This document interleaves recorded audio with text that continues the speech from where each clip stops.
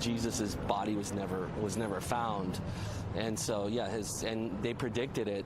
Well, you know, he talked about it, and it was predicted, and it happened. I mean, it's this easy. It's as simple as that. We just tend to complicate it, man. No, not physically, not his physical body. So when they came the following morning and rolled back the great stone in front of the tomb, and he wasn't there.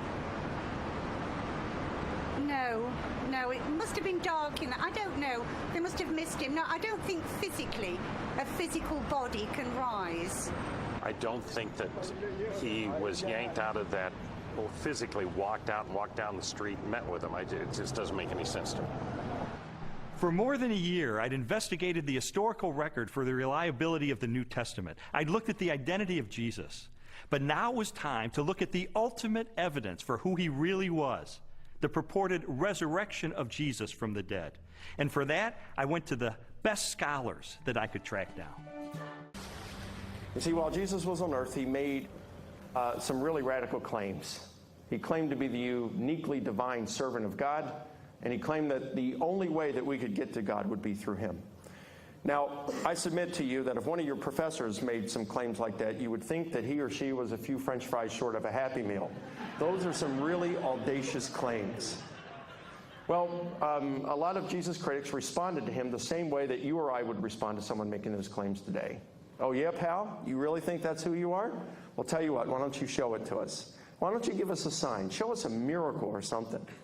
And Jesus said, well, I'll give you one miracle, one sign, my resurrection from the dead.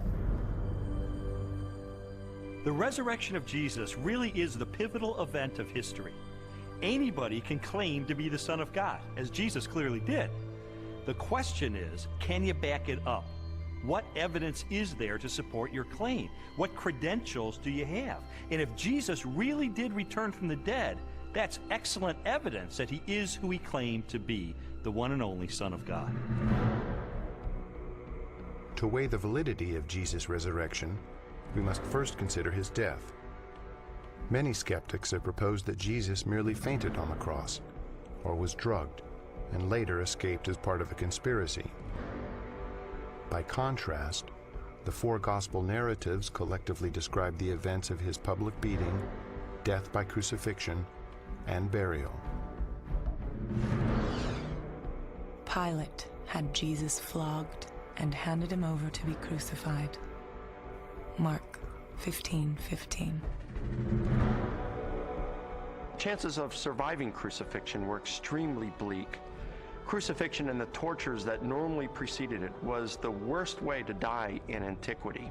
A person was scourged to the point usually that their intestines, arteries, and veins were laid bare.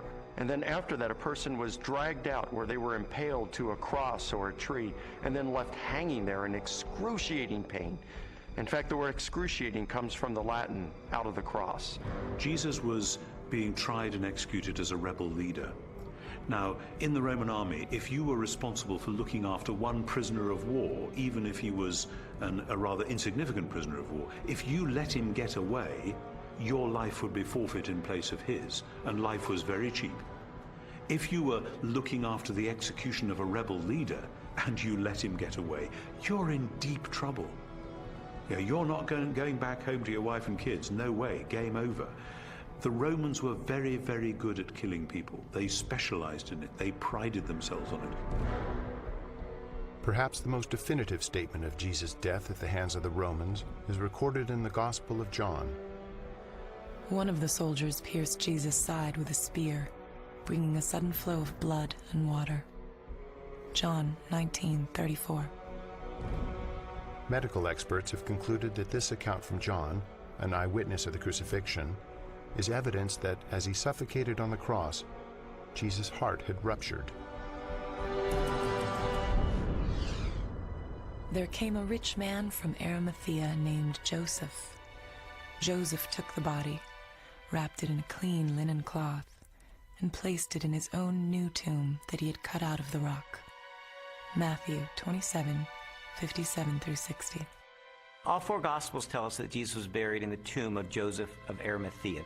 That's a remarkable statement and certainly a historical statement. The evidence for that is, first of all, Joseph of Arimathea is identified as a member of the council, the Sanhedrin, that condemned Jesus. The presence of Joseph of Arimathea in the empty tomb narrative indicates that this is a historically reliable account of what really happened. His name would have been known to people in those days very much like a United States senator would be known today. It would have been very clear where his tomb was, so that there would have been no question about the location of Jesus' burial. It also, I think, indicates that the burial account of Jesus could not have been made up. It is highly unusual to find that the person who alone has the courage to go to Pilate and give Jesus an honorable burial is not members of his family, faithful disciples who followed him to the end. Instead, it is a member of the Jewish Sanhedrin, the very high court, all of whom, Mark says, had condemned Jesus of Nazareth to the cross. The fact that it is Joseph of Arimathea who is the person responsible for giving Jesus an honorable burial is an awkward and embarrassing fact for the early church, and yet this tradition is faithfully preserved in almost all of the traditions that we have about the burial of Jesus.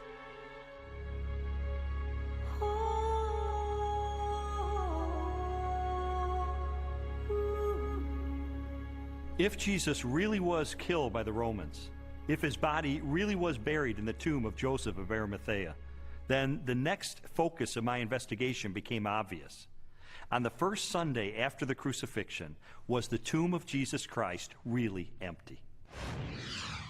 On the first day of the week, very early in the morning, the women took the spices they had prepared and went to the tomb. Luke 24:1. The empty tomb story also has a very embarrassing feature of it that is preserved in the memory of the early church, namely the discovery of the empty tomb by women.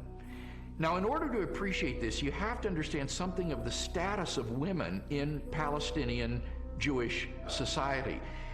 In that society, which was a patriarchal society, women were frankly second-class citizens. If you were going to invent an account about an empty tomb, then why on earth would you invent witnesses, primary witnesses, whom no one would believe? In fact, they would scoff at that later on. Supposing you were inventing the story of the resurrection of Jesus, many people have said, oh, this was all just dreamed up later on. Well, how would you have done that? The one thing you wouldn't have done would have been to have not only a woman, but a woman who's got nobody quite knows what, but a fairly shady past, as your prime witness. And yet there she is, Mary Magdalene, in Matthew, Mark, Luke, and particularly in John. And already by the middle of the 2nd century, the pagans are sneering, oh, this is just based on the testimony of hysterical women, you can't believe that. But the early Christians stuck to their story, they stuck to their guns, they stuck to the women. They said, this is how it was. Now, they just would never have made that up. And that actually has enormous ramifications. If this is how the story was, and they didn't change it to airbrush Mary out, then this really must have been what happened on that first Easter day. The chief priests devised a plan. They gave the soldiers a large sum of money, telling them, "You are to say, his disciples came during the night and stole him away while we were asleep." Matthew 28:12 and 13. Matthew reports that the Jewish authorities were claiming that the disciples of Jesus had stolen his corpse.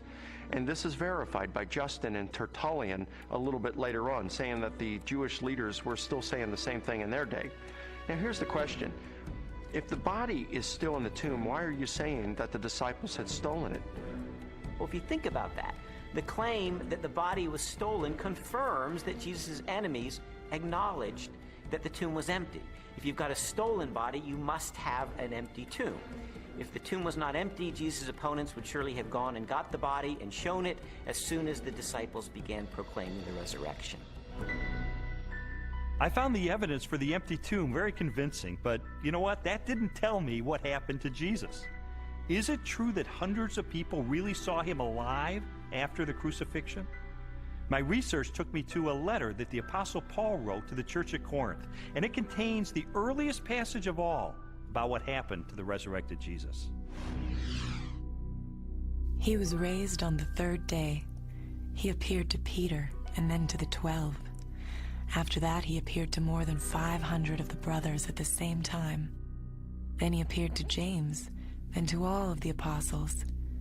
And last of all, he appeared to me.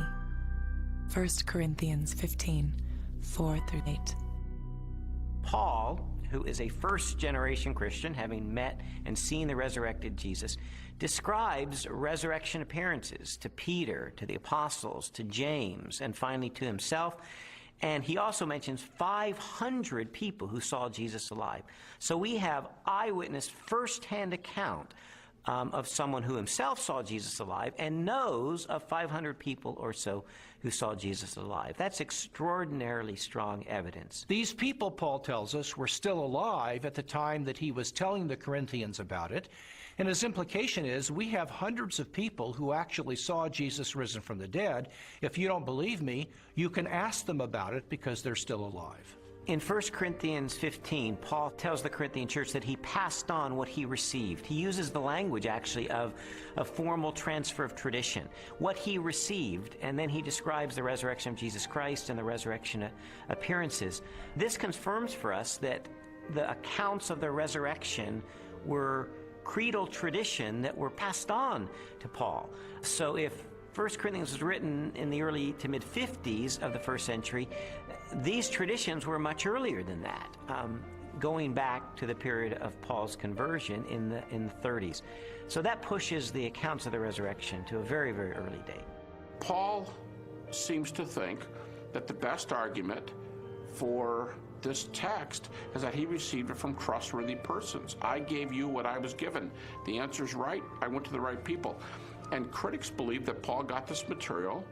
Generally, they say he received it in Jerusalem about 35 AD. First of all, he's early. He's writing within 20 to 35 years of the purported event itself, because he's quoting from a creed, an oral formula, tradition that predates the writing of the New Testament, for which most scholars date to between 3 to 5 years of the crucifixion itself. 1 Corinthians 15, 3-7 provides evidence that belief in the resurrection was already present among Jews within 2 to 3 years after Jesus was killed. That means that the resurrection stories aren't something that evolved over 30, 40, 50 years after the crucifixion of Jesus. So we have the empty tomb, we have the eyewitnesses, we have the early accounts. The question is, are there any other additional facts, circumstantial evidence, to support the resurrection?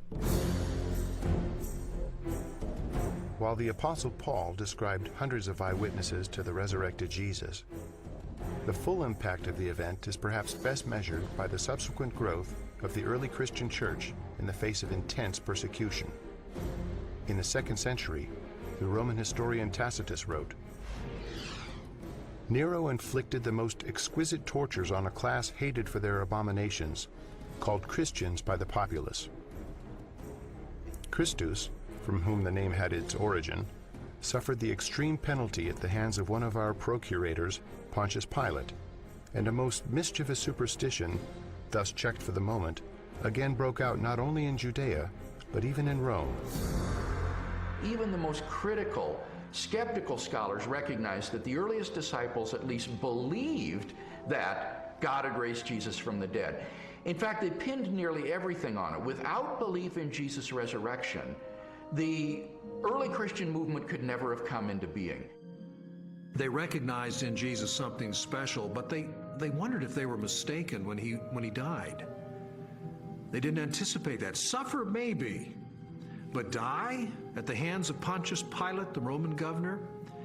In fact, even when the first reports of his resurrection reached their ears, they were still doubtful and skeptical.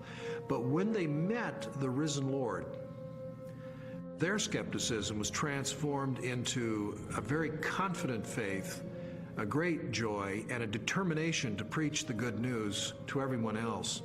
And I think that's the part that's awfully hard to refute, because we have this turnabout, this transformation of a discouraged and bewildered following on the basis of the good news. Somehow you have to explain the explosion from scared followers who run away to let's worship him, let's sing to him, let's pray to him. If there was no resurrection, and more to the point, if there was no resurrection appearances of Jesus, to those who doubted and were discouraged and denied and betrayed Jesus, we would not be sitting here talking about this today. Other messianic figures had risen in the past, had claimed to be somebody, and had been suppressed and killed by the Romans. Yet no movement arose around those dead messiahs. But these disciples of Jesus were willing to go to the ends of the earth proclaiming the gospel message, were willing to suffer and die for that. The transformation from a bunch of defeated cowards to boldly, fearlessly proclaiming the gospel, even to the point of death, to me confirms that something happened on that first Easter morning. I have worked much harder, been in prison more frequently, been flogged more severely, and been exposed to death again and again. 2 Corinthians 11:23. After Jesus' crucifixion, the disciples lived lives of hardship for 20, 30, 40 years, suffered greatly in their ministries, and eventually suffered martyrdom and execution without recanting for their belief that they had seen Jesus risen from the dead. I mean, what were they gaining? Were they becoming rich? They're running around the countryside. They're, in some cases, abandoning their family for periods of time so they can preach. What they got for their efforts is death, in many cases. You also have to remember that the disciples died not just for something they believed was true. They died for something they actually saw with their own eyes. It's much more difficult to explain that away than it is for someone who dies for a belief and they're sincerely wrong. I came across a bit of evidence I really found fascinating. James was a half-brother of Jesus, and he was not a believer in Jesus during Jesus' lifetime, but he later died the death of a martyr as a leader of the local church.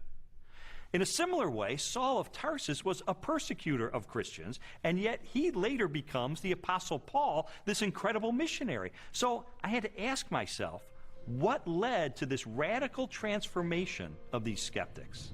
Sometimes people will come to believe something they wish to be true. If you believe hard enough that a person is loving and kind, you can talk yourself into believing that, even though the person is not loving and kind.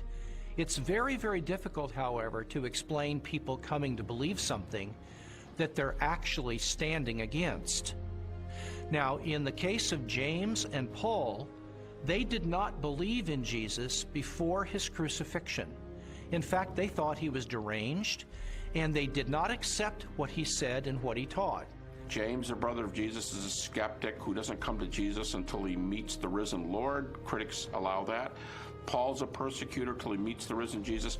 That's not the kind of testimony of someone who all gets together and say, hey, let's just cook this thing up.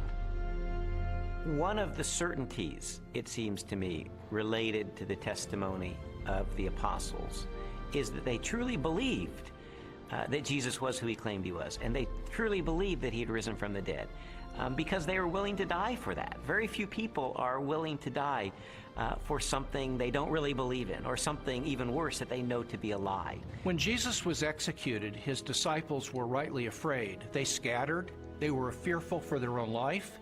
Their hopes had been dashed because they had believed Jesus was the promised one who was going to usher a new day in for Israel.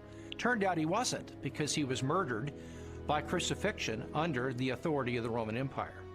And yet, shortly thereafter, we find them taking a stand in Jerusalem proclaiming that Jesus was the Messiah, the very Son of God.